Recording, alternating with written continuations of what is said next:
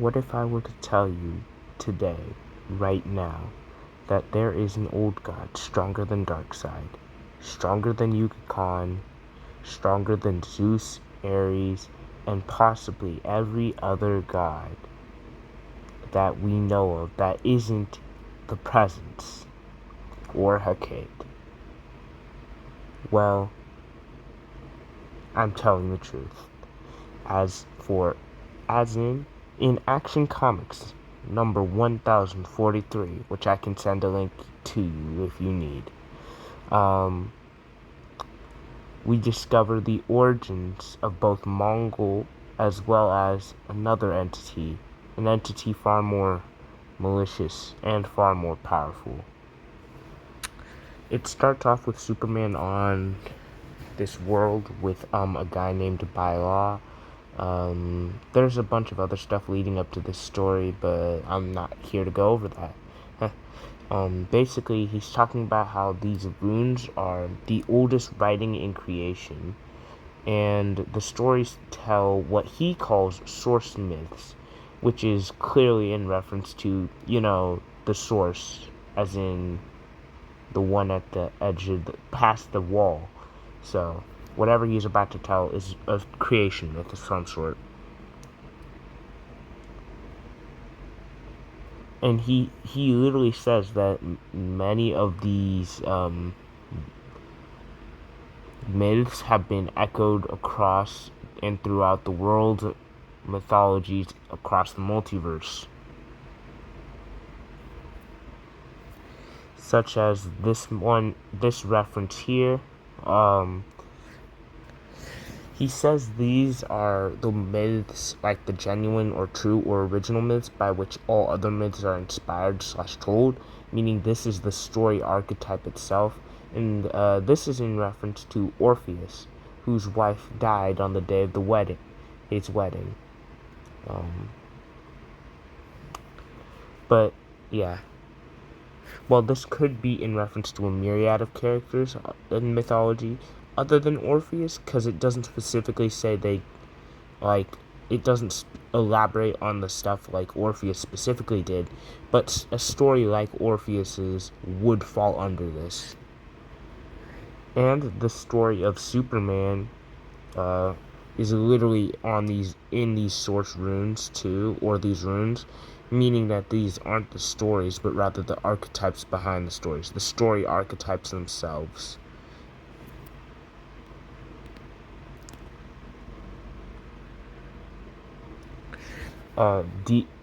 This is the story or origin story of Olgrun, who was the first and greatest of the gods, and his will and vision was so powerful that he built worlds beyond count and reckoning, all count and reckoning. And considering the fact that DC literally has an infinite number of infinite worlds that produce infinitely more worlds every second, which then go on to join in on the mess and produce infinite world ad infinitum.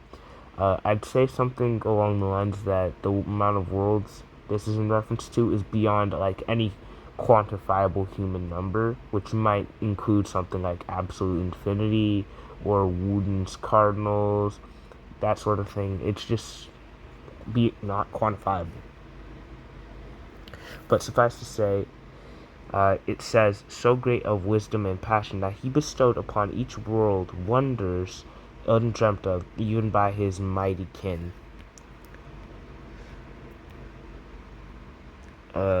However, he had such great wrath that he slew his beloved daughter, most favored by all the gods, and so great in madness that in time all the other gods arose against him, lest he destroyed all they made. Blah, blah, blah. They warred for ages. Yes. They tore him apart into 7 pieces. Alive, but weaker in power. Which they then hid across the multiverse. But suffice to say, Olgrun sounds incredibly powerful, as he fought literally every other god and was winning for a time. which is wild. But I'd like to make references to some stories that sounds familiar to. Betrayed by his own creations, sort of like Perpetua. I'm not saying he is Perpetua or more powerful or anything. I'm just saying his story sounds similar to Perpetua, in the sense that he was forced to fight his own creations slash kind. Perpetua had to fight her own sons, and lost to them, and was then weakened by it. And then in terms of his daughter, I know this is reaching out there, but something like Hecate's story might line up with that, considering the fact that she sort of got betrayed by the gods and then went all wrath on them. But I'm not. That one's sort of just wild and out there. I don't really think that's something. But if you do, then all the more power to you. But suffice to say, his story sounds akin-ish to Perpetua. And seeing as how he's referred to as first and greatest of the gods, and this guy was literally talking about how the stories are source of myths. That sounds to me like he's above Darkseid, above Yuga Khan, above Siva, above Orion, even above Sirius. I don't know, the Shattered God. All these beings, or not all, but a lot of these gods, he would simply sounds to be above. To further continue, though, from each of the 7 aspects of world grew. There came a time that the old gods died, and the story of mighty Olgrun was forgotten. But basically, if all these god aspects were joined by one who was worthy, Olgrun would be reborn as the hero he was meant to be. Whereas, if not, he would become this wrathful and furious god that rains darkness back onto all creation.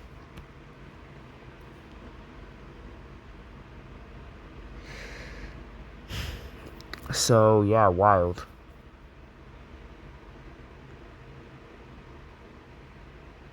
And it's literally referred to as the greatest power of the old gods, which implies that Olgrun has superiority to an entity referred to as Mageddon. Suffice to say, Mageddon is one of, actually, not the greatest, just one of the weapons of the old gods, and said weapon was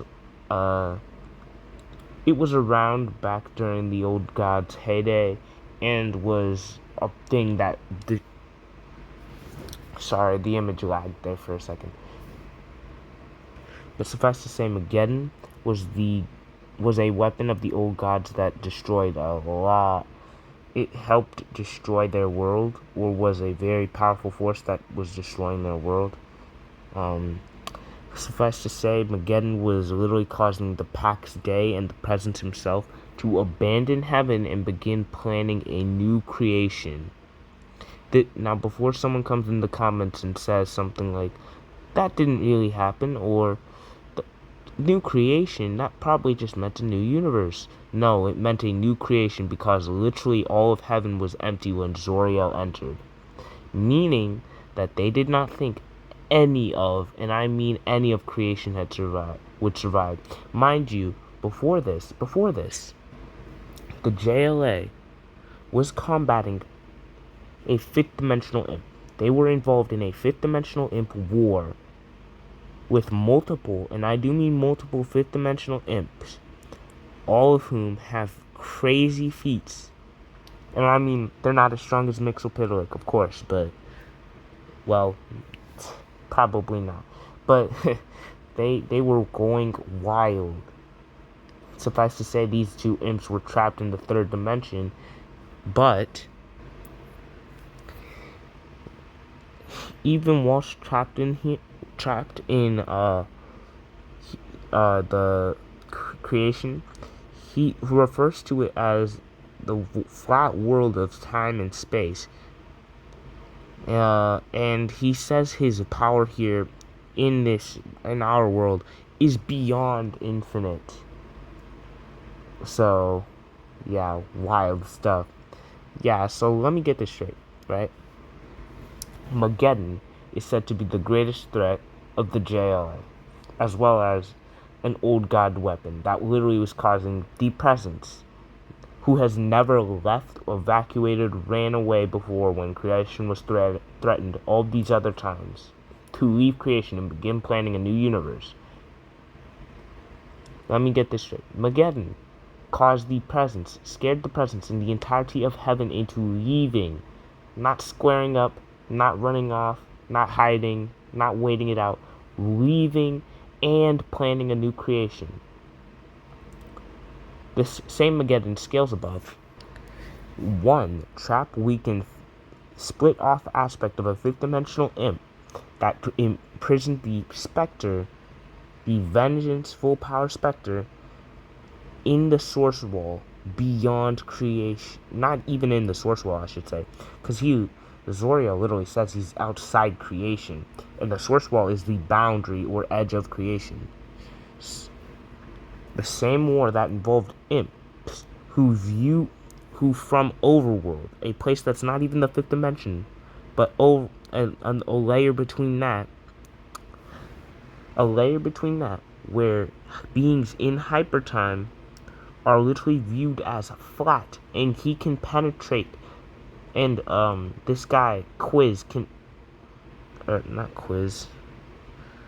Well, this guy can penetrate reality and hypertime and time, and manipulate them like lines, not even shadows, or not even like shadows or 2D. He views them as less than fictional.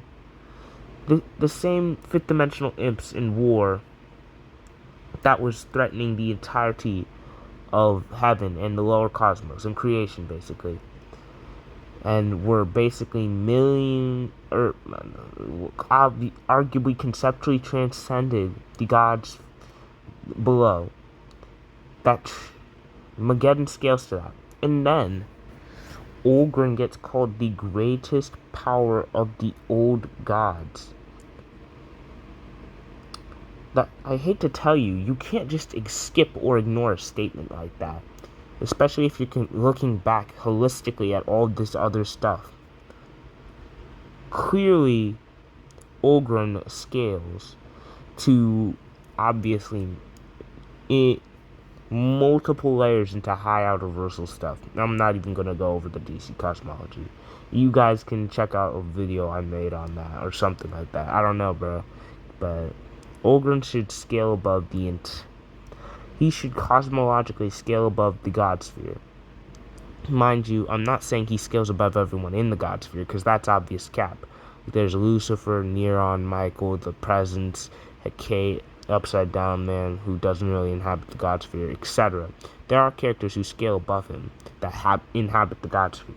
But the God Sphere itself, on a cosmological level, he should scale above it. And to continue this story,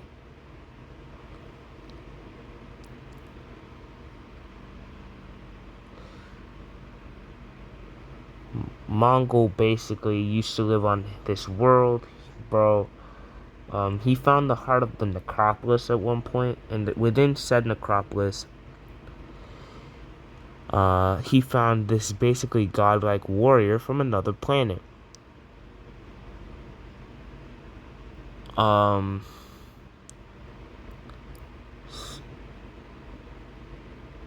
Suffice to say, Guldejo or Guldeho basically runs up on this guy, kills him. He literally is called a god, so Mongol has the raw AP in base before anything. Amps or all or War World stuff. He has the ability to kill God. Then he proceeds to take out this piece of Olgrun, a weakened portion, a seventh of his power, and add that to him.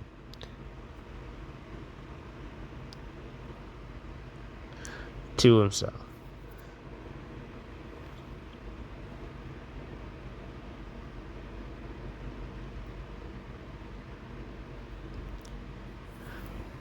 and his name Mongol means strongest. Suffice to say, Mongol got a major upgrade, and furthermore, Olgrun is OP. Instead of having like Dark Side Base or Highfather or Orion, get Olgrun on your team. Just say, I would like to claim Olgrun-Hake upside or something like that for your versus battles. Suffice to say, jokes aside, Olgrun is a really interesting character lore-wise, kind of vague. If we're taking the source myth stuff, I'd like to see some more stuff maybe later on with him, because this isn't all of the comic or storyline. But suffice to say, Olgrun would be a great character to see in the future, or more so in the past, really.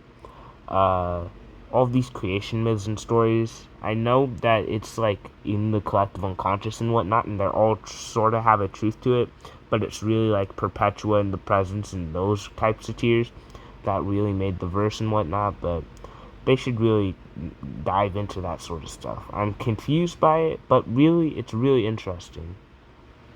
But yeah, have a great day. Like, subscribe, and definitely share this one, because you knew you didn't know this, and you know your friend doesn't know this. But yeah, have an amazing day.